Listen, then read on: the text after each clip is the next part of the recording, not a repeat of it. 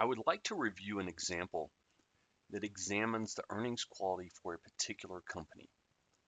What you see now is a spreadsheet that I've pulled up in Microsoft Excel. This calculates the accrual ratios for all of the companies in the S&P MidCap 400 index. And it does it using two methods. It uses the balance sheet method as well as the cash flow method. What I would like to do is pick a stock at an extreme. This particular spreadsheet puts companies into quintiles. And basically each quintile represents 20% of the companies. The companies in quintile number 5 are those with the highest accruals ratio and the lowest earnings quality. Companies in quintile 1, however, have the lowest accrual ratios and the best earnings quality. So let's scroll through this and just find one of the companies that is at an extreme. So I'm going to make this, I'm going to zoom in here, and I would like to select the one in row 67, which is actually CDK. What you can see here in column T is that this actually has, CDK is actually in quintile 5, which shows that it has a high accruals ratio and it has poor earnings quality. So why is this? I mean, we really want to evaluate this. So what I'd like to do is check this out. This is using the balance sheet method. We can check out the cash flow method as well and see where it is in terms of the cash flow method.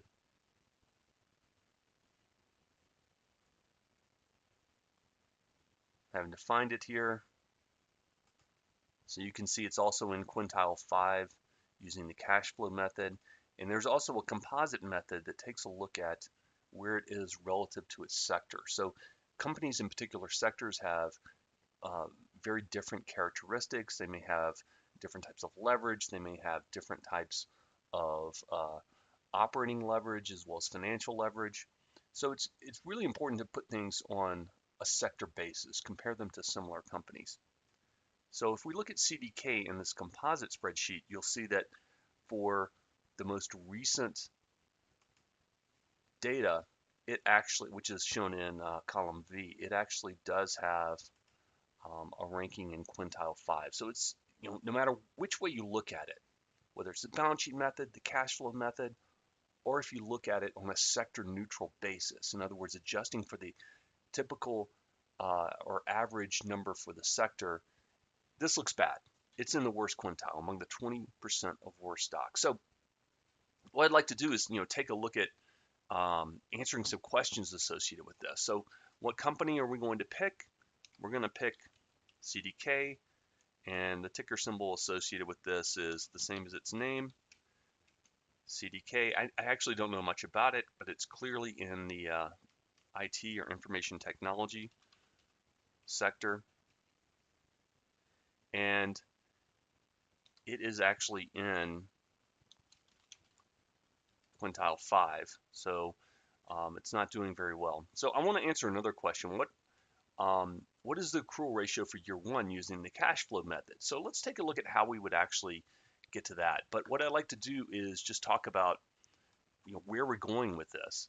The whole reason why we're computing this is because with this accrual basis accounting, earnings does not necessarily equal that positive cash flow. So what we can do is take a measure of aggregate accruals, and we do this by calculating the net operating assets, the NOA. And basically what we're doing is we're subtracting cash out of the total assets, and we're subtracting debt out of the operating liabilities. These are discretion free, so we're trying to get away from things that management, we're trying to focus on things that management can manipulate. One approach to doing this is using this balance sheet approach, which takes the difference in the NOAs, net operating assets, divided by the average of the net operating assets at 2 different points in time. So let's take a look at how this would be computed for CDK. And I'm going to put this up at the top. And what you can see here for CDK is it has net operating assets of 2,079, and that's for the latest period, and it has it as 1,379 for the prior year. And again, I'm taking those two numbers, which I got right off of the spreadsheet, and I'm able to calculate an accruals ratio of 0.4, and that's what you see right up here as well. And that puts it in quintile 5, which you can see over here as well. What happens if we did this on a cash flow method? Well, you can see that if we went to the cash flow approach, and I'm going to scroll down and get it at the very top. There we go. And then we can look at the formula associated with this.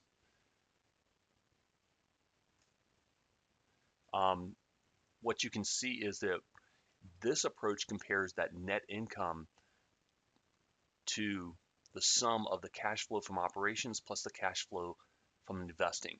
And I think this is a very intuitive approach. I mean, what you're doing is saying, what earnings did they report, and how is that different from the cash flows, which is very important to investors. Investors are ultimately concerned about how much cash they can get from a particular investment. This company had 389 in terms of net income. That's the latest number. It had cash flow from operations of 473, but it had cash flow from investments of minus 636. So there's a huge difference in these cash flows here. And you can see that it actually comes out to be a accrual ratio of 0.32, which is listed right here. And again, that puts it into quintile 5. So if I was going to answer these questions, what is the accrual ratio for year 1 using that cash flow method? So again, I've got that calculation. It comes out to be 0.32. But of course, that's just a number. It doesn't tell us really what explains the difference between these two things. So what I'd like to do is actually go to Capital IQ and delve into what is actually causing this for this particular company. What is the what's the story behind the actual numbers? So let's pull this particular company up. I'm going to pull up CDK, and what I'm going to do is go and examine this and see what is actually causing this. So for the latest period, and what I like to do is just kind of focus on the latest cash flow numbers. See if I can zoom it in here. I think that's the best it's going to get. What you can see is that this company had very negative cash flow from investing. And the reason why was because they had 542 right here. And so they had some cash acquisition, which was basically put a huge dent in their amount of cash and lowered their cash. Now, is this a good thing or bad thing from the perspective of an investor in this company? On the one hand, it causes this difference between the cash flows and the reported net income. In other words, cash flows weren't anywhere near as positive as the net income, and the reason why is because they used up a lot of cash for this cash acquisition. And it's not clear exactly what it is. You could drill down on this to get further information in the latest financial statements, but we don't really know whether this is going to pay off. But it definitely causes this temporary difference between what's happening with cash and what's happening with the reported earnings. It's a warning sign. It doesn't necessarily mean it's a bad thing. Maybe this acquisition was fantastic. You have to, as an equity analyst, delve into it more to figure out what's really going on. But it is definitely a warning sign to indicate this company is having to make huge investments in order to keep their operations going. So, what explains this? I just want to kind of close the loop here. The way I would explain this is I would just really focus on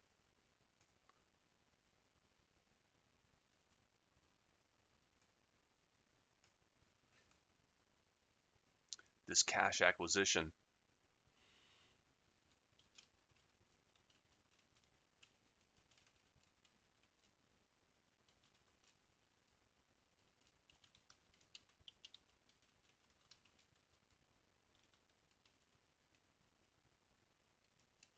and how that really impacted the amount of cash relative to the accrual-based earnings. So this is just some sample answers for one particular company. And again, I'd like for you to try this on your own and pick a company and answer these questions as well.